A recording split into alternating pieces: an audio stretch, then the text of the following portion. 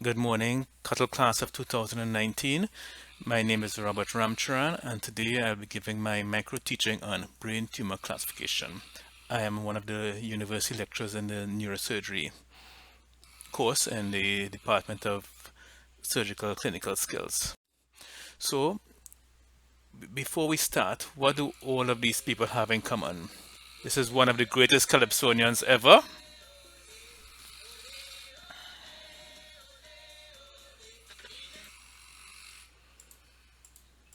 This is one of the greatest athletes that we've known in our time.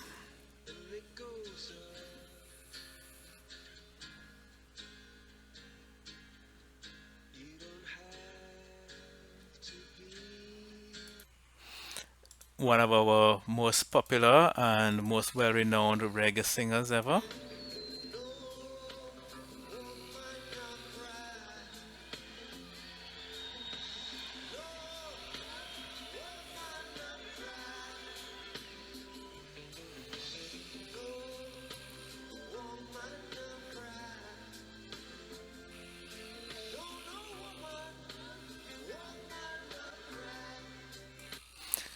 And if you were ever a fan of wrestling in the 80s, you would all know this giant gentleman here.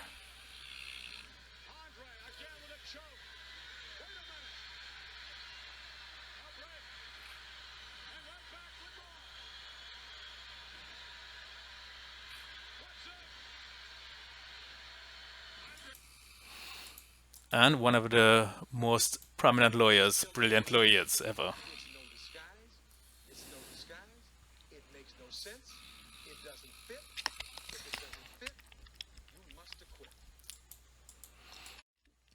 So, all these people, if you hadn't guessed by now, all had brain tumors.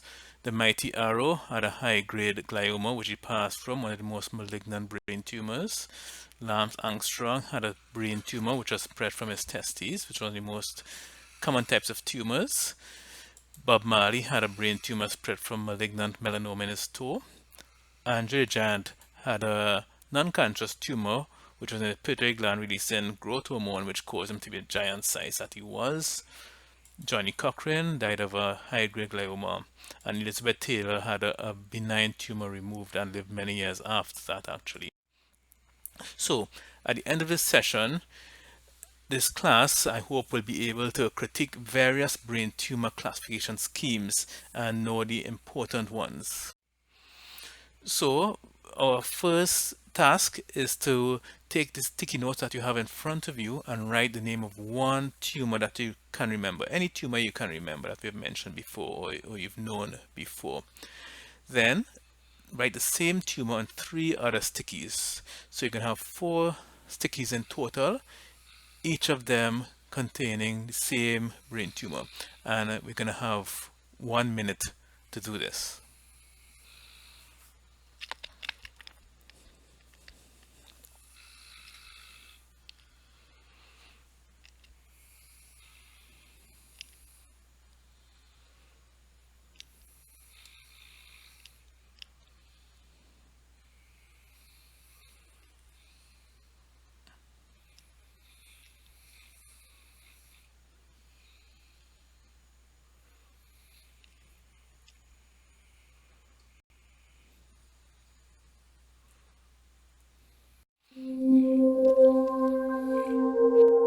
The different kinds of tumors that occur in the brain, we break it down into tumors that are within the substance of the brain versus those that are outside the brain pushing on the brain.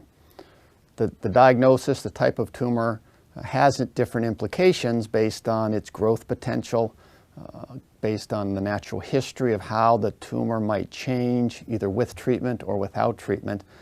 And the care for an individual person is very much dictated by the diagnosis.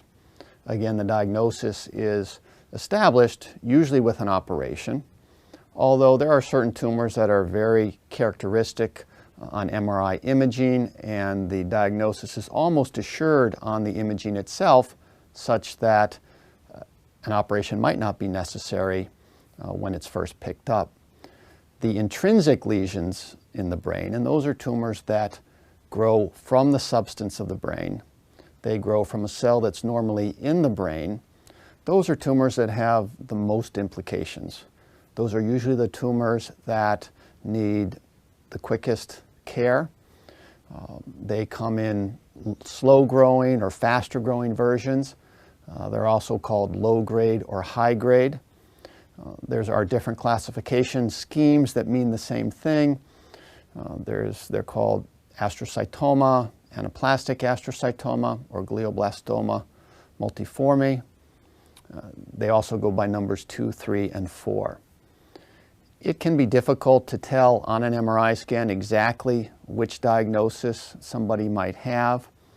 I think it can be somewhat anxiety-provoking to search out too much information about diagnosis until you've sat down with either your surgeon or your healthcare provider to have them explain some of the nuances of the MRI scan, the likelihood of different diagnoses.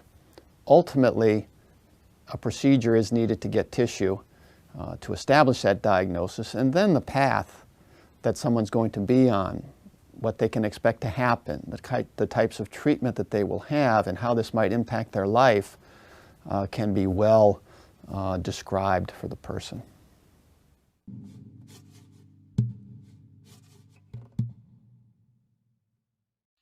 Great. So let's brainstorm some classification methods of brain tumors we know.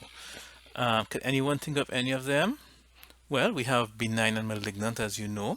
Okay, quite a common way to classify them. We can have primary brain tumors, which are those that originate from the brain, or secondary, which have spread to the brain from some other source.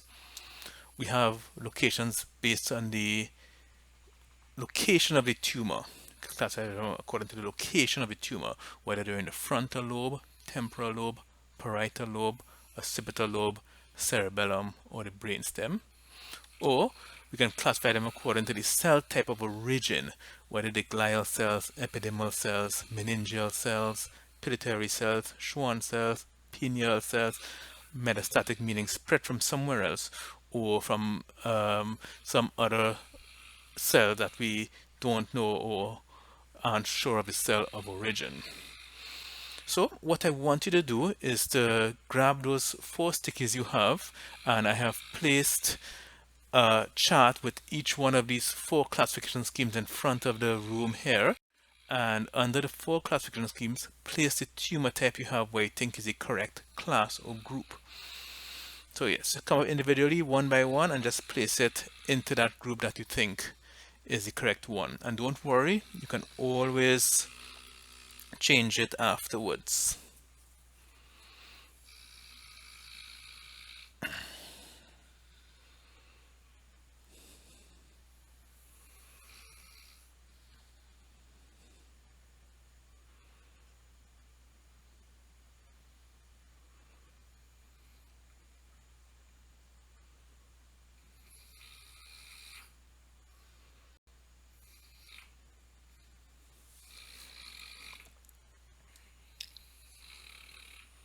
Great, that's excellent. So now, as we can observe, there were some groups or some tumor classification schemes that were easier to place tumor in, and the others had many overlaps.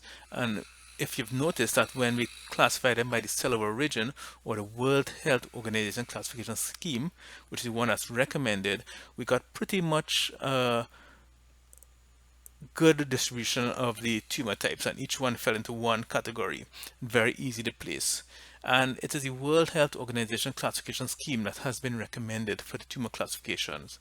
And it was published in 2016 and by the Lancet.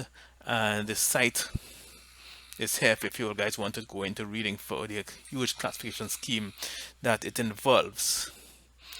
So thank you very much for participating in my activity, and please provide me feedback. My course code is FF4G6-PRK4P, and give me feedback on my micro teaching. Thank you very much.